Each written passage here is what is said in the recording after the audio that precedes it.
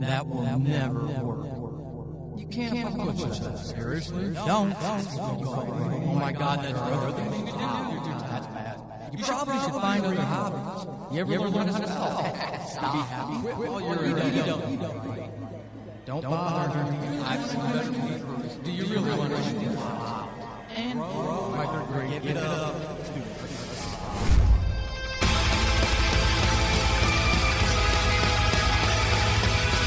Welcome to Horrible Writing, the rawest, most candid, in-your-face writing show on the interwebs because none of us have time to suck. Let's do this.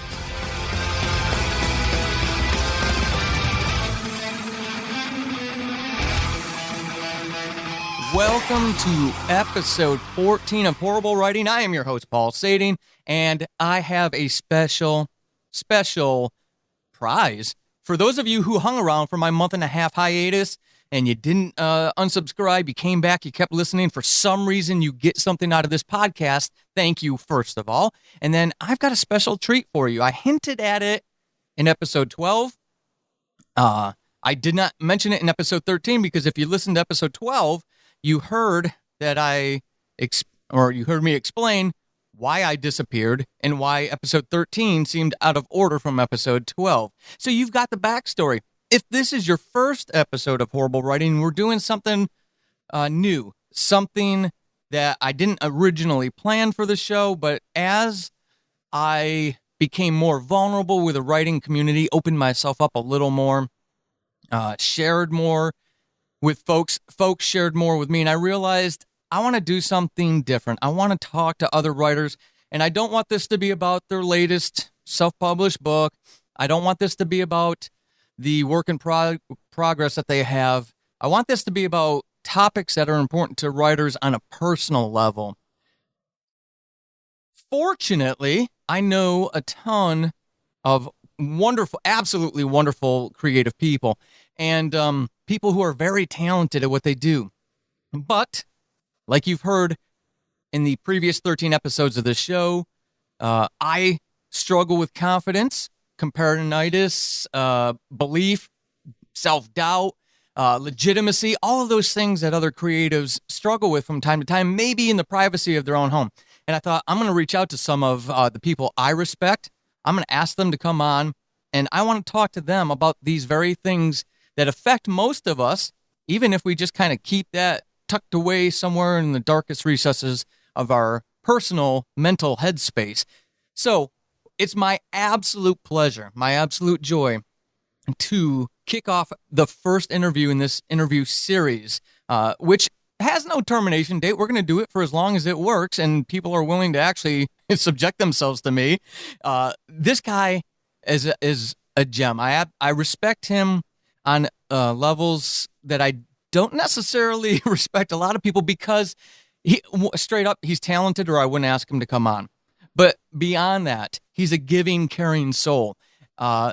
He's not into competition, which those of you who have experienced that as a creative can understand why that can be destructive to the process he gives of himself and of his skills. And that enriches the creative community. That's why I wanted him to be the first interview on Horrible Writing. I'm talking about no other than Raul Vega. He is a writer, he's a wicked sound designer and composer, and I hope to get him to talk about some of that stuff while he's on here. He is the creator, writer of Rose Drive podcast, and he's a sometimes voice actor, which those of you who are Subject Found fans are going to get to hear in season 2. So, Raul, welcome, and hey, thanks for subjecting yourself to being my first interview. Hey, Paul, thanks a lot for having me on here, man. It's an honor. I really appreciate it. Well, I appreciate it. Are you scared yet? Yeah, that was quite the build-up, man. I have absolute confidence that you're gonna just rock this. So, to give everybody a little bit of background, you kind of get me, you kind of get where I'm coming from. And we were having a conversation about creative stuff one day, and you mentioned the topic of ego. And specifically, you said, hey, that would be a cool thing to talk about on Horrible Writing. So being the devious person that I am, I said, yeah, I agree with you. You want to come on and talk about it. And you were kind enough to actually agree to it. So we we're gonna get to you and your work later, right? But this is a show about, or this is a show from writers, about writers, and about writing. And the tagline is empowerment through candor. And I know I can have a real conversation with you about this. So writers, creatives, we can be neurotic, we can be sensitive. Would you agree with that or disagree, and why? Oh man, neurotic. Yeah. No, I agree with you. I mean, I think a little bit of my background.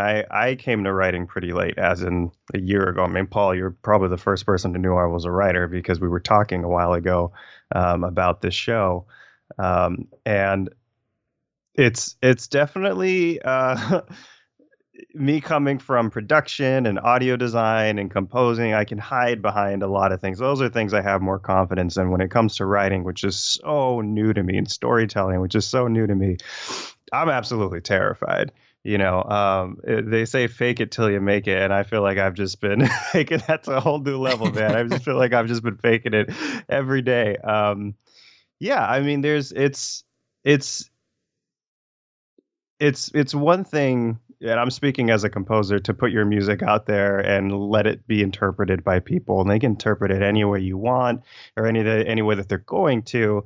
Um, and at some point, you're able to say, okay, that's fine. You interpreted my music, this language, which you may or may not be familiar with, in the way I am, and that's okay. You can, but when it comes to words and story, that's someone people are either going to get or they're not. And there's a transparency there, I think, as an artist, um, that really leaves you incredibly vulnerable. So yeah, I mean, there's definitely a driving force that's behind it, whether it's fear or whatever. But I'm definitely feeling. I feel in a different headspace now as a writer and putting that out, than I was before just writing music. So, Really? um, That's interesting right there. What is it, yeah. in what sense when you say that you are in a different headspace? Well, What well, sense? there, so there's different things that I have to consider, right? I mean, there's when it comes to writing music, all my storytelling, there's always a narrative behind it. You just aren't hearing the words, right? You're hearing the words spoken through, pianos and violins and all that stuff. And I always have this visual image that comes in my mind when I'm writing music. Uh, that's how I tell my story.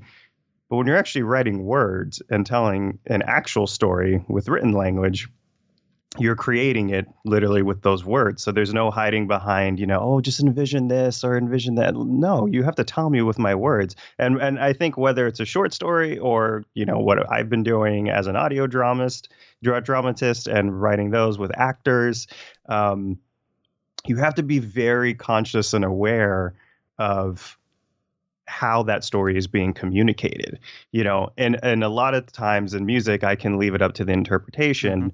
When I'm actually writing stuff out, it's not always as easy, you Right, know, right. um, because I know the answers, I know the questions, and I know the answers.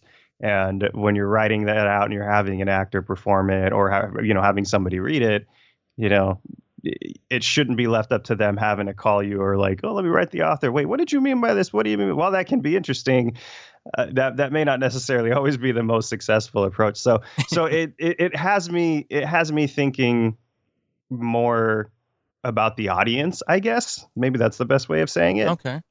Because when I'm writing music, I can write it, a lot of the times it's for myself, even if it's for a project I'm putting my work into and whatever. But, it's when I'm writing an actual story, I'm not writing that so I can read it alone in my room, or Right. so I can listen to it just myself. It's for your audience and for the people who are going to be reading it and who are engaging in it. Um, so that's I guess that's kind of how I meant why my mind's in a different headspace, because I Okay. think I'm a lot more externally aware than just being in my own mind the entire time, I if think that I makes like sense. that. You actually just set me up unintentionally. We did, folks. We did not rehearse this. I promise. But you did. You kind of set me up with a segue that I wanted to kind of call back to something you said a couple minutes ago. When you talked about being, more externally aware, a couple Mhm. minutes ago, you talked about being aware of the audience in the written form more than you would be when you're composing. So, as it relates to your sense of ego, your sense of self, how does that awareness, that external awareness, affect you, the individual, not only the creator, but you're a human being behind that creative force that you are as well. So how does that Right. impact you? Um, well, it's interesting because when I was starting this whole writing thing a year ago, excluding the short stories that I wrote in second grade about aliens coming down and us having Fritos and lemonade together, which I'm still workshopping right now. I'm hoping to get that into Sundance next year, but we'll talk about that All later.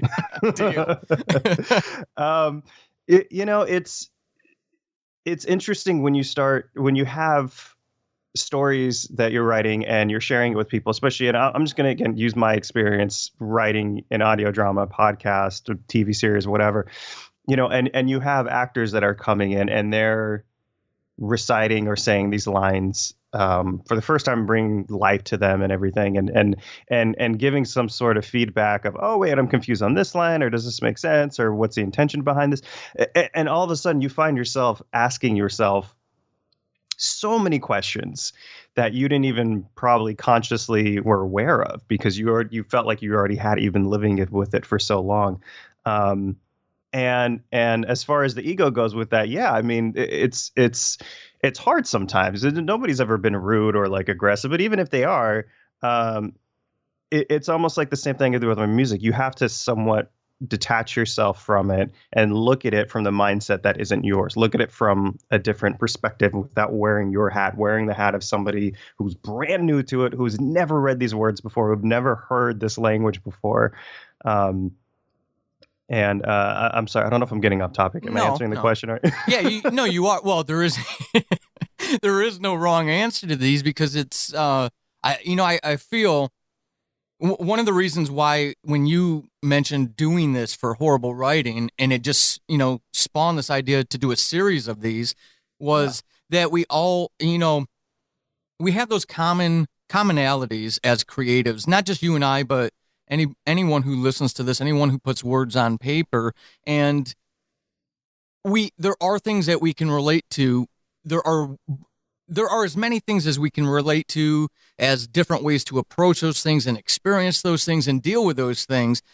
So I don't honestly feel there is a wrong answer because the way you deal with it or express it or interpret it is going may be different than the way I do or someone else does, but at the same time, it may resonate with somebody who wasn't even expecting uh, to listen to the episode, and you just happen to say something that really, just really, is relatable to them, that resonates with them. So yeah, there's no wrong answer especially when it comes to something like ego, and right. putting this piece of you out there, and like you've got a big cast on Rose Drive. You've got a number of people involved in that project. So, and I'm talking, even beyond voice actors.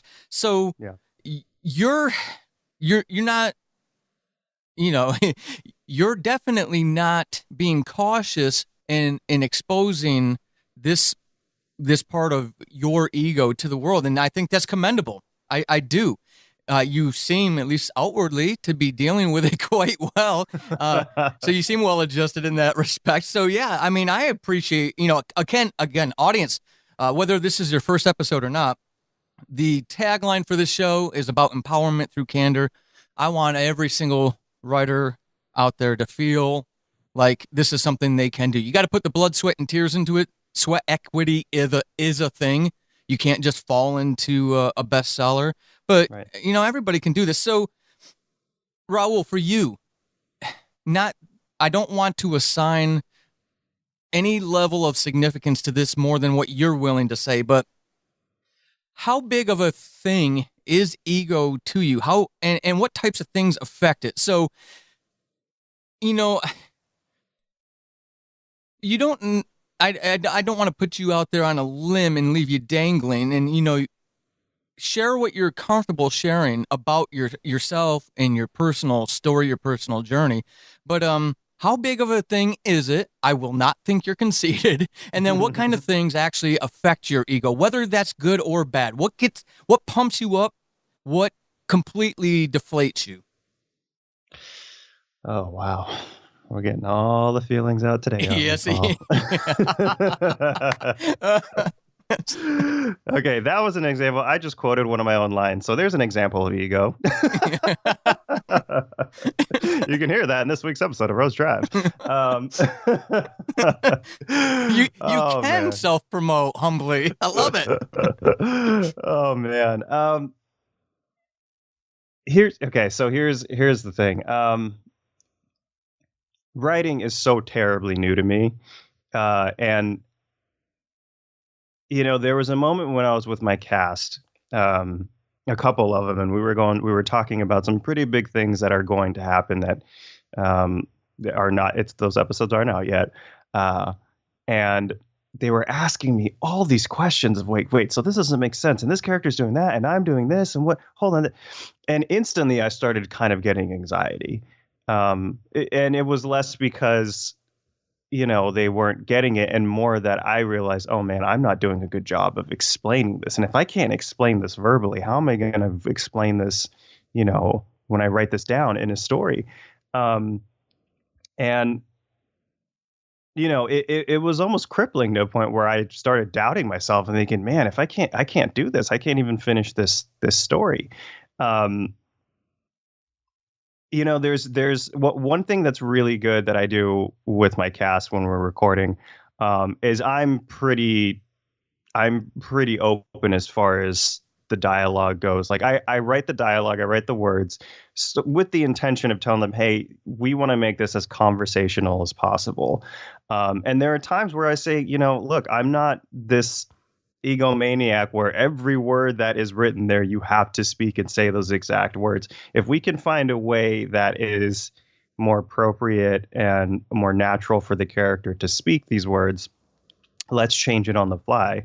Um, I will say this, Paul, that, and I'm not going to out the person who this is, but a couple of my cast members are also writers themselves. Um, and so I have on here's my rawness of the story. One of my buddies, we can be candid with each other. And we were going over one of these lines, and he's an actor, but he's also a writer as well. And he was like going on one part. He's like, hey, Vega, what about this line, right? Like all this stuff. Can we look at this? And so he read it. I'm like, yeah, what's wrong? He's like, no, this is just too much. There's no point for all this. Let's just trim it down. And while he was right, and he wasn't being disrespectful, my ego definitely kicked in and was like, but this is my story, and I wrote this. And I was, I did one of those things where I'm like, okay, buddy, we'll try it your way. We'll do it once like that, and then we'll do it the regular way, just like we had. And we listened to both, and the way that he suggested was actually much better. But it was one of those moments where you just kind of feel like, oh, did I really let that kind of consume me right now? Yeah.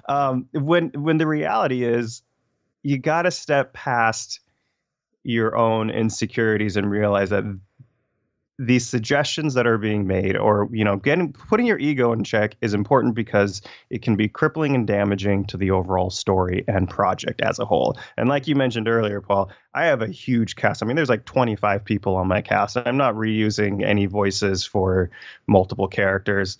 Whatever you hear as one character, that's who they are. I'm trying to keep it as real as possible, and then there's all the post-production stuff that goes on as well. And so it's finding yourself in those vulnerable situations where, you're quote unquote being challenged, meaning someone is giving a suggestion or different thing. Perfect example, my sister, right? My sister. Oh, this is perfect example. I'm fortunate enough to work with her, and I was in the control room recording, and she was doing her monologues, and we were doing some voiceover work, and we were going line by line and scene by scene and kind of jumping around. And I constantly found myself, before each time I had her say something, I was like, okay, Vanessa, so the line is, I like ice cream, but I want you to say it kind of like this, blah, blah, blah, blah, blah. She's like, okay. And then I did it again. And then I did it again. And eventually she's like, dude, you can't feed actors lines. And I was like, what do you mean? She's like, you can't tell us exactly how to say it because that defeats the whole purpose of what we do. And instantly I was like, yeah, but you're not giving me what I want. You know what I mean? And the truth is what I had been doing, and I wasn't aware of it, is I had heard her dialogue, her voice in my head saying it the way I would have said it, Hmm. which one doesn't make sense for the character. But two, if that were the case, then I should just be doing all the dialogue, right? And it was one of those moments. I mean, that may have been a little bit of sibling, rivalry going on there. But I think the truth is she was absolutely right because, and I didn't even realize that's what I was doing. I was like, oh man, I'm literally telling you how to say this line, like frame by frame, second by second. That's taking all the acting out. Like that's not leaving it up to this collaborative process.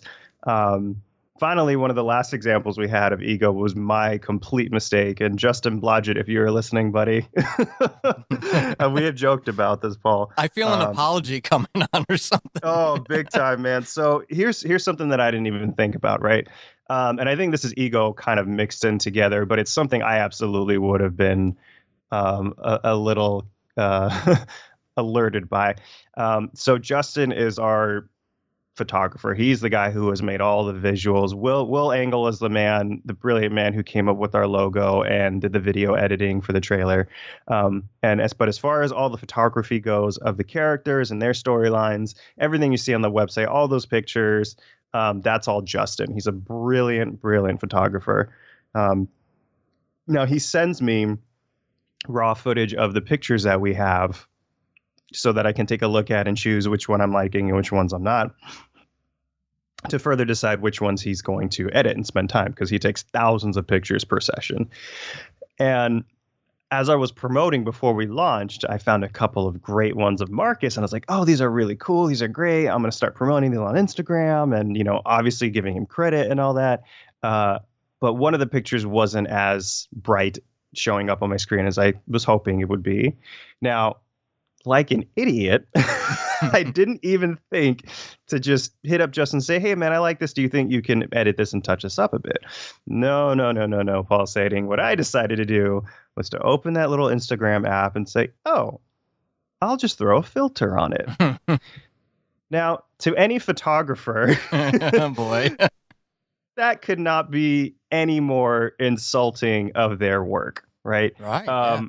Me as somebody who does not have that eye, I can put a picture up and put a filter on. I'm like, oh, look at the pretty colors. It's all purple now. It looks great. To a photographer, that's just like a shake and bake, easy, quick fix type of thing. And what I wasn't considering at this moment was when I'm putting this picture up of his work and putting this filter on, that is almost slapping that onto his work. And, that's damaging to his work. Because that's not his at that point. Mhm. And he had very, very politely sent me an email and said, hey, buddy, so if you want any touch-ups done, just let me know. Maybe if we can avoid putting on any of the filters. And I instantly crumbled, Paul. I was like, that would be like the equivalent of me, recording a piece of music or even an episode and sending it off to somebody else and them just like distorting the hell out of it, or, just adding stuff to the mix that I had already mixed, and them putting it out and being like, yeah, here's the final product. Oh, yeah. So, but because photography is so out of my world, I didn't even think about that. Right. And it was, kind of my own ego getting in and being like, oh, this is how I could kind of make this better, instead of actually talking to my creative partner and being like, oh, wait a second. Instead, maybe I could just talk to you and say, hey, this is, because he was open to it. He's not somebody who's like, whatever I give you is the final product. He wants to make sure that you're happy as well. And we can all agree on it. And we've gone back and forth and agreed and disagreed on some stuff, but it's finding that happy balance that makes it work. So, And I think you hit on something important right there, though. You said that creative partner, and when it comes to our egos as writers, tying it back to even like your voice actor experiences that you were talking about, that, I think that's a healthy way to look at that, is these people may not be as invested and probably are not as invested in the thing as you Right. are, because it's your baby. It is born of you. But at the same time, looking at them as creative partners might help reframe those times when our egos are getting the best of us.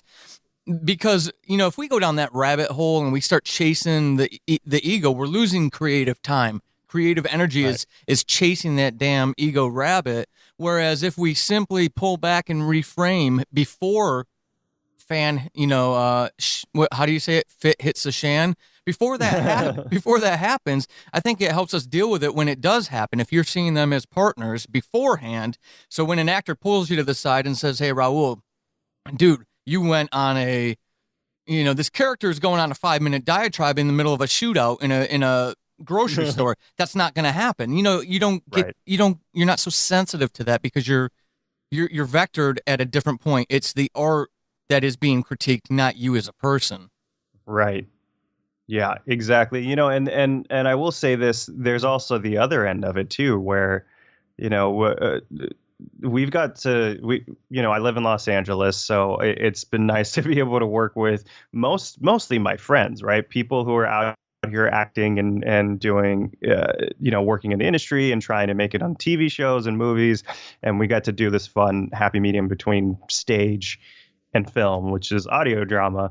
But we've actually brought in a couple of other actors who are pretty well established, and they've been on big network television series and in movies, and they've just been invested in this project because I have friends who have friends. You know how it works in this business. Right. But No, I don't, but I live vicariously through you. So, well, we had one actress that came in, and she was just absolutely phenomenal.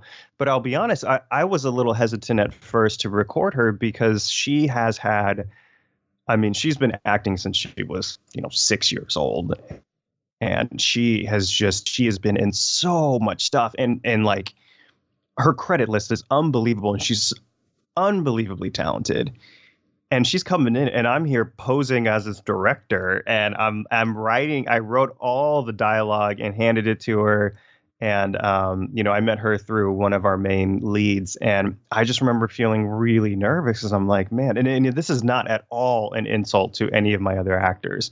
Right. It's because all my other actors are friends and people that I knew. So not only was this person a stranger to me, but she's really, really established. And I'm sitting there automatically just doubting myself, mhm.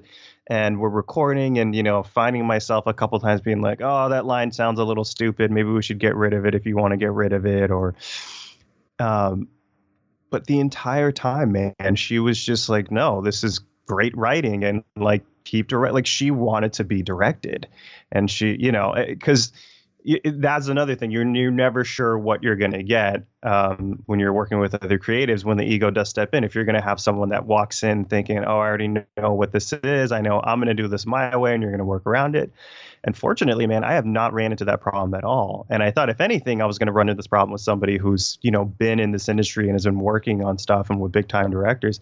And she and this other actor at work could not have been more pleasant and more, just like, hey, you're my director. I don't care if this is the first time you've ever written a word or not. Like, we're in here, you're recording. Like, lead me, sir, lead me. And it was kind of a cool experience. It's very humbling to just, if anything, give that transparency of the people that you want to work with and can work with. Right. The ones who aren't going to be egomaniacs on either end, the ones who are confident, but also, open to direction. And that's been the most fun part is working with creatives who want to create with you, just like we were saying before, because that collaborative effort, it can soar if everybody's on the same page, or it'll leave you dry in the mud if people are just, if we're just not up to speed, or people aren't treating the project seriously. And, Yeah. And, so, and there could be a million reasons for that, which, right. could be I mean, we could, if you could reverse engineer human psychology and why things go the way they do, which none of us have the time to do, but if we could, I Hmm. mean, we're complex creatures, so it could be something as simple as ego. Somebody could be intimidated by you. It's easy to do when you hear some of the stuff that you've done in your life and are doing. So yeah, I mean, it could be, and we could do it ourselves.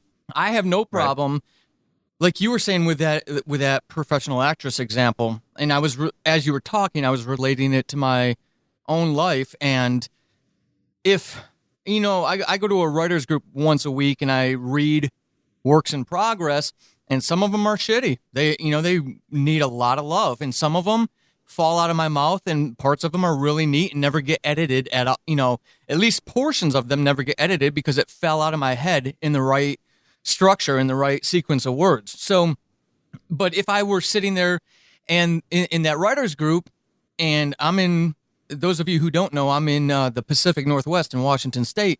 There's a number of professional writers in the area. Folks who make a living at this, folks who have been on the New York Times bestseller list, et cetera, et cetera. If they popped into that writers group, I guarantee you I would have a problem reading my stories because it's Right. just what I perceive their station in the world to be, kind of like what you were going through with that actress. So, Right. one of the things we're going to do with this show and when I do these interviews is I have shared with you, dear listeners, some of my horrible writing examples, some of the things I've done, am doing, and will always continue to do that suck. And I want to do that again to provide it, as best I can, this sense of empowerment. All of us can succeed. We've got to put that blood, sweat, and tears into it, but we can get where we want to get if we're willing to make the sacrifices to get there. Um, I have no problem sharing my stuff, but I figure doing an interview series, it's only fair that the guests have to share a horrible writing experience of their own. Now, Raul gets to set the marker because he's the first interview for all interviewees, future interviewees to follow. Raul, you have probably had horrible writing experiences, but somehow, some way, you're still out there putting your art out into the world. You're still creating your art. Can you share with the audience one of those horrible writing experiences and give me help me walk away from your experience believing in With it. myself. What positive takeaway did you have from that? Oh man, one horrible. It's. Yeah, you got to narrow it down to one. I'm telling you, man. Every script is a horrible writing. No, I'm kidding. I'm kidding. I'm kidding. um. So, as I said 1,000 times before, and I feel like I'm saying this just to make excuses here, but writing is something that's been very new to me, and it's one of those things that when you type it up and you edit it and you're like, okay, great, this is all good to go. This looks good. You've edited and re-edited and whatever, whatever, whatever.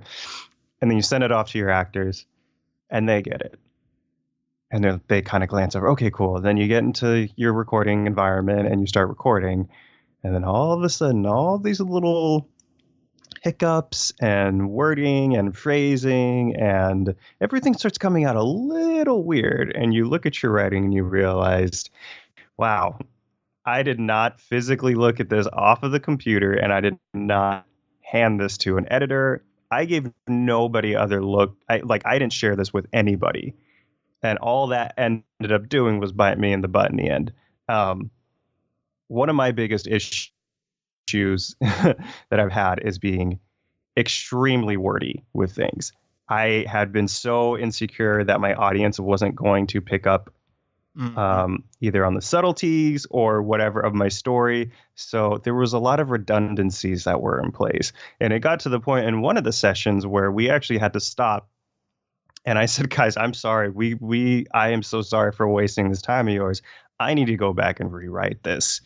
Um, and that's how bad it was, Paul, because it was just, we were just cutting out chunks and chunks and chunks of every single page. And then we'd change one thing here, but that line wouldn't make sense 3 pages later. Okay. Um, you know, And it was an experience that left me feeling like, why am I even doing this? Hmm. You know, I am wasting their time. I'm wasting my time. I'm so frustrated at myself because I didn't prepare this. You know, it was almost like you're going up for an oral report in grade school and you just forgot all your note cards, you know? and, and, you know, to be honest, I was a little embarrassed, regardless of my background as a writer and how new I am to it. You know, I have people coming in and they're taking time out of their day, meeting me at my studio, and we're recording, and the script was just not ready. Right. You know, and this was really early on. You know, now where did I luck out? These are some of my best friends in the entire world. So obviously, then we're going to be like, you know, well, we quit, you know. But at the same time, that almost made it worse because I'm like, here I am, I'm trying to run this as professionally as I can, and I'm already dropping the ball here. So I mean, I'll be honest, Paul, like that almost gave me a reason. Again, this was all ego, right? This gave me reason to be like, well, maybe I just shouldn't do this or try at all. Hmm. 'Cause it's always easy to do that. Yes. um, but you know, I so then once we stopped, I went home and I didn't even open up my computer. I didn't even turn on my Mac. I didn't open up the script because I was just so frustrated and disappointed in myself. And I just decided to go for a walk. And I went for a walk and I was asking myself all these questions, just talking to myself like a crazy person. And you know, really trying to get to the source of what happened and what can I do to change and grow and evolve from that. You know, and after having, you know, a 20-minute conversation with myself, I came back home, sat down, opened up that script, and looked at where all the problems were. Um, and found out it was exactly what I was saying before, where I was so insecure that, you know, and that it was almost insulting to my audience, right? Like I was trying to please everybody and be like, well, if this person doesn't get it, maybe I can put this behind it so we can make sure it's as clean as easy as possible. There's no way you can misunderstand it. You can like you won't be able to understand it. Um, you know, that wasn't giving my audience enough credit, and it sure as hell wasn't giving my actors enough credit. Um, Yeah. Yeah. you know, and it's at those trying moments when you're at that moment where you're starting to debate whether you should keep doing this, where, you know, to quote somebody I know, sometimes you have to look fear in the eye and just hope that it blinks. And when it blinks, you make your move. And that's kind of what I ended up doing. And once that energy started flowing, I said, okay, I got this. Now that took me to the next level of making sure that from here on out, I made sure other people saw the script. I had conversations with people about it. And even just for my own sake of making sure that I was as prepared as I possibly could be, knowing that things come up and things happen and you're still going to have those questions here and there. Um, I think but you did some critical things with that, though. That I don't. Was that conscious, or did that just did it come from some innate part of who you are, that instead of diving back into that script right then when it was raw and you wanted to put your head through a wall, instead of Mhm. doing that, you recognized, no, I gotta step away for a second, and then you gave yourself that headspace. Did you do that Oh, on purpose, or did it just kind of happen? Oh, it was 100% on purpose. Paul. Look, the truth about me in my youth, you know, my parents, I was always involved in some sport or activity or whatever. And the truth is my parents were always a little worried about what I was going to do because I was somebody whose my mind was always so active and jumping around from thing to the next to the next to the next that I would invest a lot of my energy into something. And then one of two things would happen. I would either grow bored with whatever it was I was doing, or I'd reach a point where I felt like, okay, well, this is good enough, and then I'd move on. Hmm. Um, Needless to say, that doesn't scream the words dedication, right? Because I hit some point where I decided this isn't for me. And I had done that a lot. And even with random pieces of music that I write, where I can't even tell you how many unfinished songs I have, hundreds of tracks that I've started writing and then I just never got back to. So, you know, it's not necessarily a matter of like, oh, I'm going to run away from this, but I honestly, I have been learning to take that time and take a step back because what I'm letting decide the fate of this at that moment is my ego. I'm letting my own ego and Hmm. emotions and feelings take control of this situation and decide the fate. of what's going to happen. Yep. And the only way you can stop yourself from doing that is detaching yourself from that situation and actually having a conversation with yourself, or writing it down, or doing an audio log or diary or journal or whatever it is, Hmm. to get that internal chatter out. Um, Now it's definitely more of something that is innate and more of a natural thing for me to do when I hit those giant road bumps, is to consciously stop myself in that moment and say, all right, I need to take a breath. I need to take a day from this, and sometimes that means episodes are going to come out later. Sometimes that means recording is going to happen later, but I think that's okay, Yeah. because that way you're not forcing something that just isn't ready to come out yet. So while it started off as something I had to work really, really hard at, now it's one of those things where sometimes you have to take a step away and sleep on it and let the subconscious do the hard work. And in the morning, it'll make more sense. Or after your walk, it'll make more sense.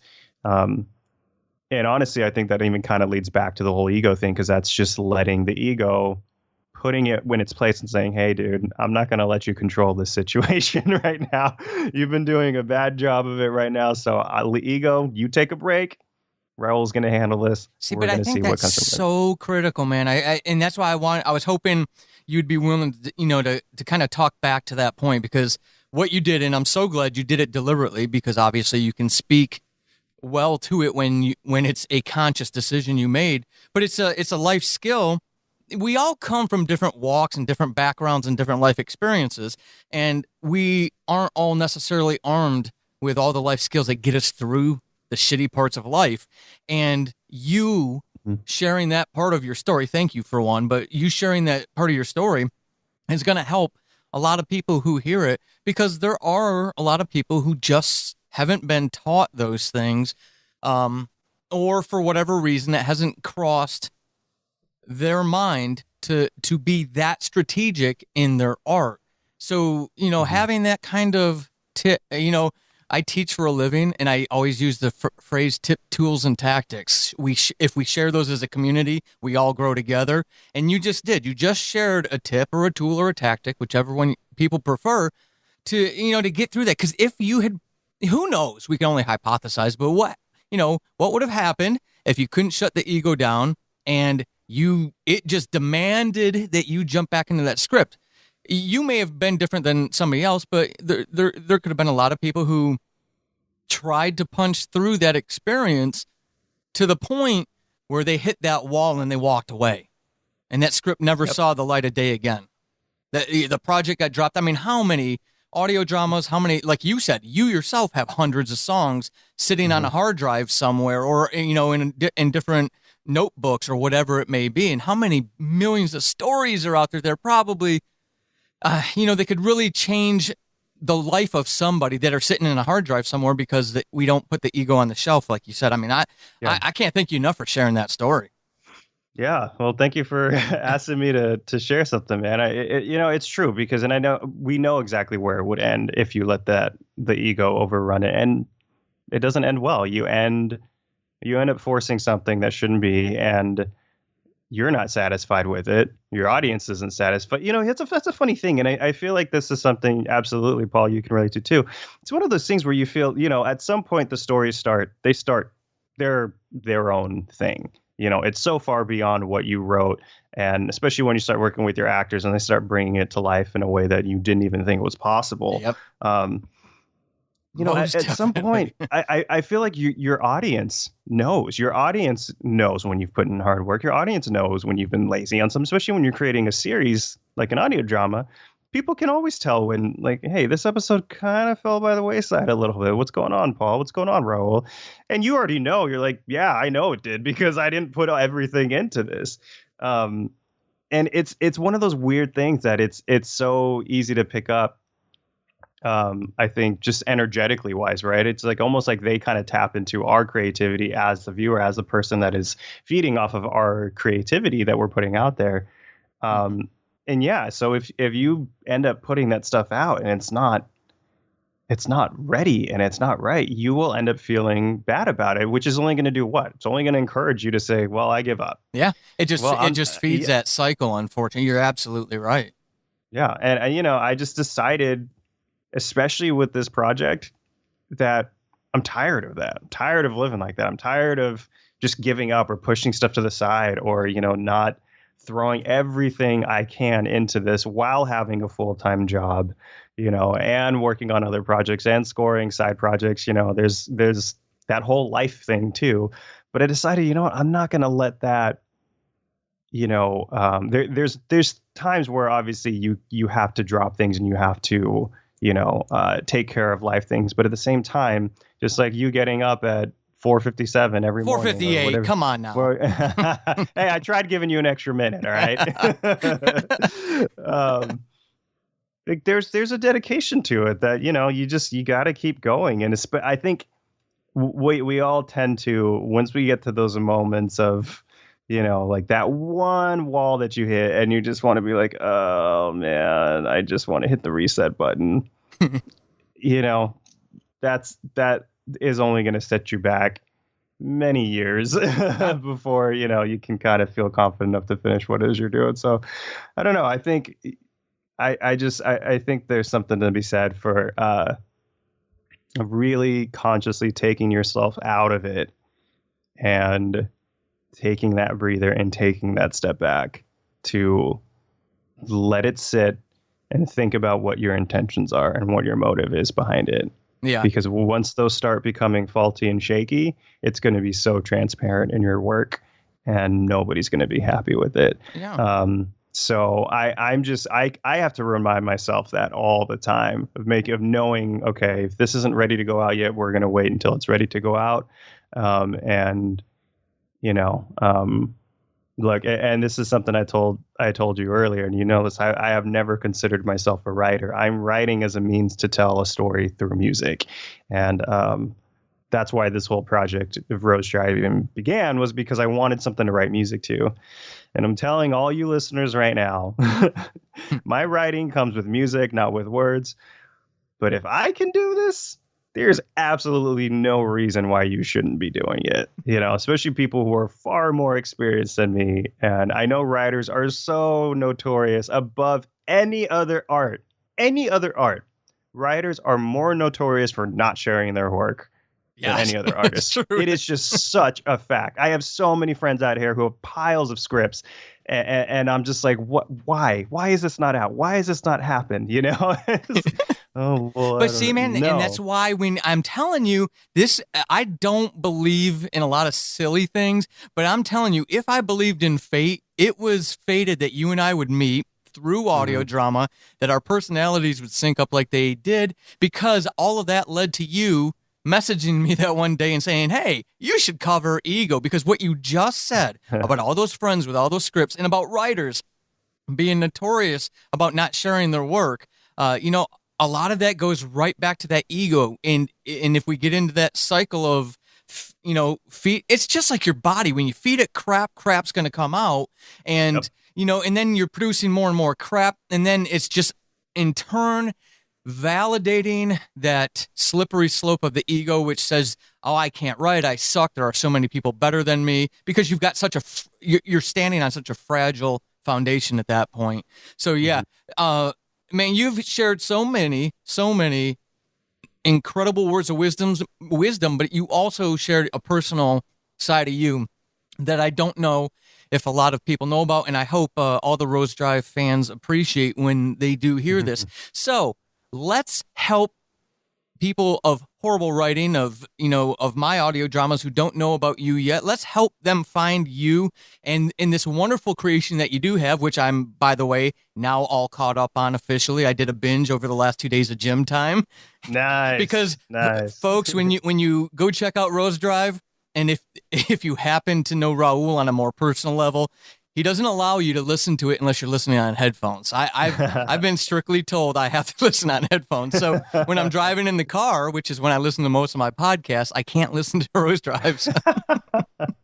So, hey, Raul, what is Rose Drive? What else are you working on that you're willing to share? And where can people find you? Sure.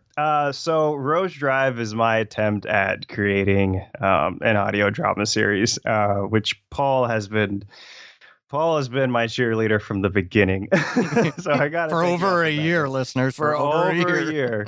For over a year, it's a modern neo noir murder mystery, and it takes place in the town of Southampton, of Northern California in the Bay Area, and it focuses on one young man named Marcus Hill who's returned home after being 10 years away over in New York and came home to find that his parents have decided to move up to the beautiful Pacific Northwest. And Whoop, whoop. while he's home packing up the house, he overhears a conversation at a pharmacy that someone has returned to the recent 10-year high school reunion, which is a couple of weeks back, something Marcus did not attend. The person that returned was one man who pretty much destroyed and ruined Marcus's life senior year of high school and changed everything. So once Marcus finds out that he's home, this person who went missing all those years ago, he's like, okay, well, I need to find where this person is at because I need to have a conversation with them. Quickly finds out that since the person was at the reunion, Marcus decides to go through several pictures and finds pictures of this person talking to 7 different people. So Marx decides, well, the best way I'm going to get to this person is to talk to the people that they were talking to. So it's basically a series of interviews and these one-on-one conversations that Marcus has in hopes of finding the person who ruined his life. It's probably as short as I can I can make it. Well, Um, and you're being humble because it's an exquisite audio drama. The soundscape, I mean, the acting is top notch. Beautiful voices, the full range um, of the full range of emotions. I mean, it really feels real because of that. But you also are an innovator, and I know you're going to sell yourself short, so that's why I uh-huh. interrupted you. Is you're quite the innovative spirit in audio drama. You're really doing things that a lot of people aren't even trying.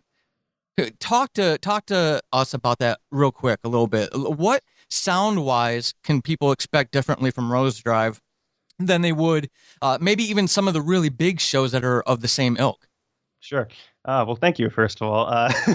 But look, when it comes down to it, I'm an audio person first, so I put a lot of care and attention and time into the recording process, a lot into the editing. My whole job in life is in post production, so I spend a lot of time in that aspect. Paul had mentioned earlier why headphones, that he uses headphones. Well, I use a lot of 3D binaural audio. Not all the time, not overwhelmingly to the point where you can't enjoy it if you're listening to it in your car or in the shower. But there's an intimacy level that I try to achieve with every episode. In other words, there's a lot of audio dramas you'll hear where intentionally, you're not hearing the character really close to the mic or in a very intimate setting. It's more about the room and the ambience, which is amazing and something I'm even still trying to figure out how to do. But for me, I really wanted this truthfully intimate experience where you're hearing sound come at you from all angles. And in addition to that, one of the big things that you'll hear in the show, which hopefully won't be too confusing. I know it was confusing to people in the first episode because they were a little confused. They're like, how many conversations are going on? We play a lot with this inner monologue and inner dialogue that we have. Whenever you're talking to people in real life, how many times have you had conversations with somebody where you wish you would have said something different, or even in your mind, you were struggling to get the words out, but it just didn't come out? Um, and that's kind of what I toy with Marcus, where he's having a conversation with somebody and he'll respond to them in the polite way or the socially acceptable way. But you also hear his inner thoughts and his, most intimate feeling as far as what he really feels about that situation. He just chooses not to say that because, there are certain things that you shouldn't say out loud. And the way Um, you do it is, again, it's that realism that a lot of us, myself included, chase, which is why, with like Subject Found, I handed that off to John McClane of Dog and Pony Studios in Las Vegas because one, he's passionate about it, but two, much like you, Raul, he's a professional sound designer, audio person, and he gets that sense of how to do that. I still don't understand it. But as a listener, I can, it's just like when you go to an art gallery or online, you see this piece of art that you just are enraptured by, but you could never do it yourself. You can still appreciate it. That's one of my experiences with Rose Drive is I don't know how the hell you do it, but I appreciate that when Marcus is talking to people like Raul was just saying, and that person is still talking to Marcus, but Marcus is already having that self-talk. I'm not going to give you any spoilers, but he's thinking this guy's an absolute idiot. You're hearing Marcus think that this guy's an absolute idiot as a guy's talking to you. It's innovative, it's intimate, it's the next level of what audio drama is. And I don't say that. I've been trying to tell you this for a year now, so that's not a platitude. It's my call to action for everybody else, myself included, in audio drama, who, that's what we need to chase. So, nothing to bring this back to your ego. Keep your ego in check, keep yourself grounded, but man, you're doing the right things. As much as you're going to beat yourself up on writing, I'm going to praise you on not only your writing, but also your sound design and just your commitment to your project. Where can people find you and find more about the show?